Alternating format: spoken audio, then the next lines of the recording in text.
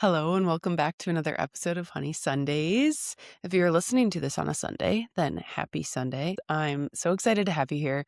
It's another solo episode this week, and this one just keeps coming up in work and with friends and family. And so I'm going to share as a RN and working in functional medicine what I would do if I was trying to get pregnant. So, like, top 3 to 5 things. We'll see what we get to. I will say this is geared more towards people that haven't been trying for a while. It can be you too, but if you have been trying for a while, then I would go back and listen to one of the first episodes. I think it's actually number 1, and that's especially if you've experienced a miscarriage or really difficulty with just conception in general. These are gonna be a little bit more kind of beginner friendly of like, "Okay, we're thinking about it, but what do we do?" So, number 1, to start off, I'm just going to get into it. Number 1 is to lay off the intensity of your workouts. This is something that I see all the time. This is something that I did. In my old job, I worked with a lot of Chinese medicine doctors and acupuncturists, and this was a big thing in Chinese medicine.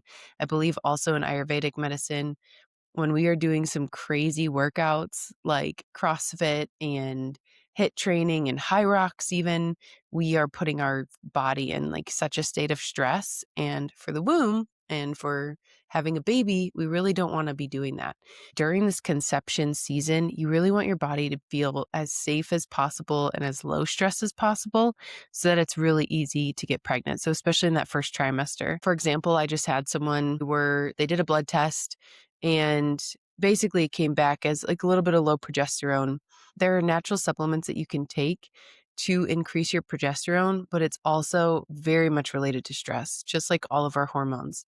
So if we are high stress, because of our workout or just because of life too, then you might have lower progesterone naturally, which is progesterone's key for the implantation. That's what thickens the lining of the uterine walls and allows the egg to implant. One thing to talk about is it's not just the workout itself that's stressful. It's typically how is it adding to your life? So, for example, someone I just talked to is working a corporate job on the computer and then they're training for high rocks. And one of the things is like high rocks, especially. I don't know where you guys live, but I live in Denver. It is very common. Everyone and their mother is doing high rocks, or at least it feels like that. And if you're not familiar with it, it's this really competitive race. It's, I think, a version of CrossFit. I might be misspeaking here, but it's like sled pushes, farmer carries, and burpees and running. And in between each strength thing, you're doing a short run. So there's a race you're preparing for, but it takes a lot of training, a lot of HIIT workouts and endurance training. So if you look at her life, she's working at a computer all day, or going to this crazy workout in the morning, working at a computer all day, and then probably like doing some sort of training, especially as the race gets closer in the evenings. And so that cortisol is just high. It's high from work, it's high from everything else.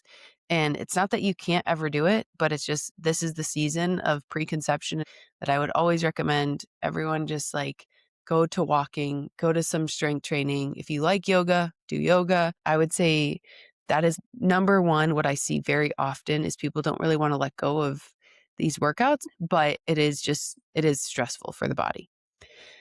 Next thing I would do is ovulation tests. And what I mean by this is like actually get the pee strips from Amazon. I will link them in the bio and pee on them every single day for a month. Don't just go off your basal body temp. A lot of people right now have Aura rings, and the Aura ring will track your basal body temp, which is great, but it's not always 100% accurate. And then people are basing their ovulation window just on what this ring is saying. And anecdotally, with a lot of clients right now, they might be missing their window for like 1 to 2 days. And it's a short window for us to get pregnant. It's not what sex ed told us in 5th grade, where if you had sex, you would just get pregnant. It's a much tighter window. And the margins are very clear for the body of when we are peak ovulation and when our highest chance of getting pregnant is. I just had a friend that she was trying for a couple of months and she didn't have the ovulation strips. She did have the Aura ring and, was basing her ovulation off that. And then of course, symptoms of ovulation. So discharge and all of that. But once she got the ovulation strips, it actually tells you there's different ones you can get. You can get a clear blue that has a smiley face, or you can get just like the cheap strips that you pee on every morning. And it literally looks like a pregnancy test. So the lines and how dark they are is what is going to tell you and show you how peak your ovulation is. And when the new line is darker than the control line, that's when you know you're at your peak. I would highly recommend doing that for at least 1 month to see exactly when you're ovulating, because it's not just this basal body temp, and it's, even if you're just unfamiliar with basal body temperature, it's also not like exactly a week off your period. Like all of these period apps that you're tracking on, they'll show, 4 days after your last day of your bleed is when you're starting to ovulate. That's not necessarily true for everyone. We're all individual. The other thing to keep in mind too is that your ovulation day, just like your cycle, can change whether you live with other women. I don't know if you've ever had this, but when you go on a trip with women, or like in college, I felt like majority of my roommates, we were all like kind of synced period wise. That's a very natural thing. We just kind of sync up with the other women we're around. So say you travel, say you're with your mom and sister and whatever, and then your period comes like a couple days later, a couple days early. That's not necessarily something wrong with your cycle. That's just the hormones you were around from others. This is a very real thing. I know this sounds woohoo, but this is actually what happens scientifically. And so it's not that your period's off, but when your period changes a couple days, then your ovulation also might change. And then so if you're trying to get pregnant that month after a long trip or something, it can be off. So highly recommend the test. I understand that there's a mindset part of them as well, where you can get really addicted to doing all the testing. However, I think this is just bare bones. They're super cheap. You can literally do, the brand that I'll tag in here is called Ovulomate, I think. And it's like $24 for like 100, which hopefully you won't need, right? But that's over 3 months worth of ovulation tests. So that's my other one. Really important. I think there's a lot of women. I think this actually happened to me too. You can hear my fertility journey and reclaiming your fertility in the first episode if you want to hear more in depth. I think that this was a big thing for me of, I was like, oh, I just kind of want to let it happen. But I also had kind of no idea because I wasn't tracking my ovulation. So when I was specifically ovulating, which I could have maybe gotten pregnant sooner, who knows? So that's number 2. The next thing I want to chat about is supplements. So before I even get into this, I just always have to say, check with your primary care doctor, check with your OB/GYN. This is not medical advice. So before you take any of these recommended supplements, check with your doc. First and foremost, there are supplements I would recommend. These are a little bit more general because these are supplements I'd recommend to men and women. And I will share the differences of what it is. However, I just also want us to remember we are all bio-individual. So if I don't see your labs, if your doctor doesn't see your labs, it's hard to give you specific supplements that I would recommend to you without knowing exactly what's going on hormonally. However, that being said, I don't think, unless you've had a really hard time getting pregnant for, 3 or 4 months, my first recommendation is to go back and get the ovulation test, because you literally might be off like a day or two of timing. Second would be, yes, get labs done, work with a practitioner, and kind of see, okay, where are my hormones at and what should I do? There's a lot of tests that you can do at home and a lot of apps where you can like basically pee on the stick every day and it shows you your hormonal balance. And then you can just get someone to read it or basically break it down for you if you need to. But for men and women, top supplement is CoQ10. The supplement has been around forever. It's a single ingredient supplement, which is why it's very safe. You can take it through pregnancy. You can take it prior to pregnancy. It's really good for basically blood flow and mitochondrial health. We need blood, nutrient-rich blood, going to the eggs and going to our ovaries to support them. And then same with men with their sperm, right? And also what it's really important for is mitochondrial health. So I don't know if you guys remember like Bio 101, in high school, but the mitochondria is the powerhouse of the cell. That's always how I remembered it. And it helps with cell regeneration and renewal. So we always are having cell turnover every single day, every second of the day. And this just kind of helps rev it up, get new cells. And it's also really good for energy in general. So CoQ10, first thing. Next one is fish oil. This is really good for the transferring of hormones. Cod liver oil is what I go to. I will link all of these things in the notes so you don't have to write them down, but men and women, those are the top two. CoQ10, cod liver oil.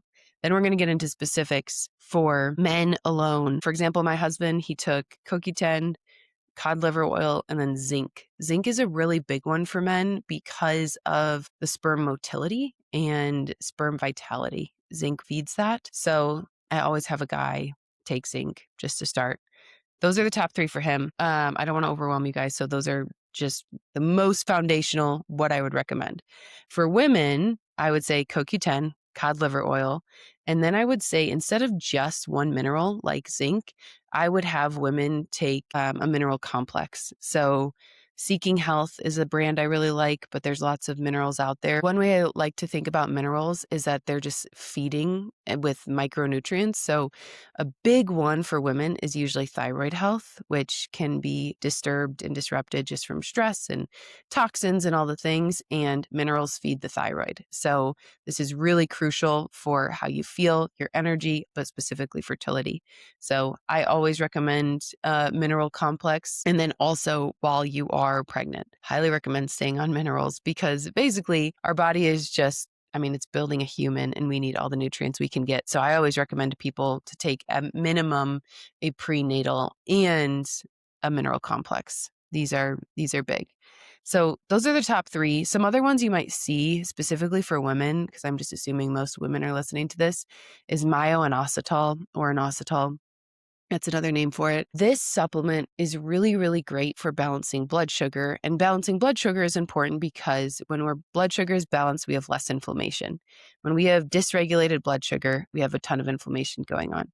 However, the one thing with this supplement is it can also tank your blood sugar. So I feel like it's hit or miss on some women will take it and they'll get a little bit dizzy.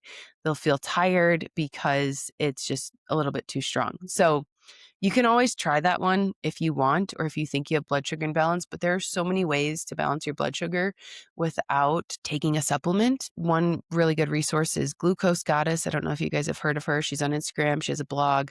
She talks all about monitoring your blood glucose, aka your blood sugar.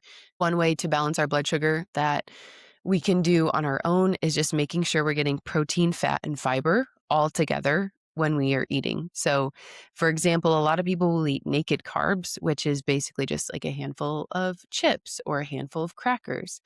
The problem with that is it's not actually giving you protein or fiber or any healthy fats. What we want to do is you can have the crackers, but you really want to have crackers with hummus and carrots, right? So you're getting the fiber from the carrots, which is actually an excellent detoxer for estrogen. So carrots galore, everyone. Go eat your carrots. And then also having the hummus, which is, chickpeas, olive oil. So it's protein from the chickpeas, olive oil, sea salt, whatever, garlic, and that's the fat with the olive oil. So this is a really good way of measuring. So protein, fiber, fats. If you have more questions on this, I can always break this down in another episode and really get more concrete of what that would look like. But this is huge for balancing blood sugar. The last thing that I want to mention is mindset. The mindset is really important when we're trying to get pregnant. I think right now I see a lot of women putting pressure on themselves before they even need to. And that's because there's so much fertility stuff just on social media and everything and IVF, and you hear it all the time. But I also just want to encourage you, especially if you're new to trying to conceive, this might not be your story. You might get pregnant in the second month of trying, which is great. That's amazing, and it might take you a little longer. However, again, we can kind of go back to these things.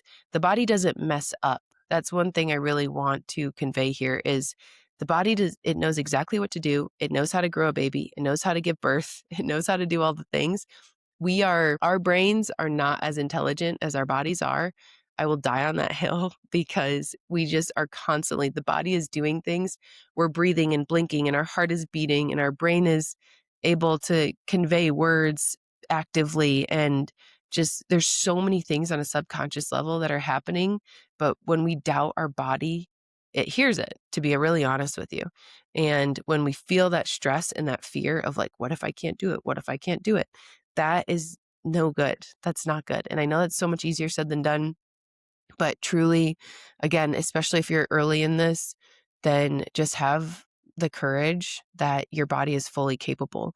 This also sounds a little woo, and this kind of branches off of that first episode, but I would highly encourage you to write a letter to your body, which again sounds woo woo, but truly it is just a release for your mind of, okay, what am I holding on to? I would also really encourage you to write this. Don't just say it. Don't just think it. Write it down, because writing slows our brain down. We can only write so fast. So we actually really have to process as we're writing. So what is actually coming up for you of why you're scared to get pregnant? Or what is actually coming up to you for why you don't think you can pregnant? Go into the detail with those. I don't think I can get pregnant because it's been 3 months and I haven't gotten pregnant. Okay, well, what can you control and what can you not control? Maybe you can try the ovulation test. Maybe you can switch up your workout routine a little bit and just do walks for a few weeks or something like that, kind of take a break. So I would really encourage that. If you ever want to talk about fertility or any troubles with fertility, this is like my passion in life. I think after having a miscarriage, then after having a baby and working with so many and hearing so many stories, like it really just touches my heart. And I really want to help whoever I can with my knowledge base and try to help you basically just feel empowered that you are very much more than capable of having a healthy baby and having several healthy babies. So that's all I have for you. If you guys have any questions, please reach out to me. If you want any more resources, then reach out to me as well. I have a lot of links in the show notes today, so be sure to look at those.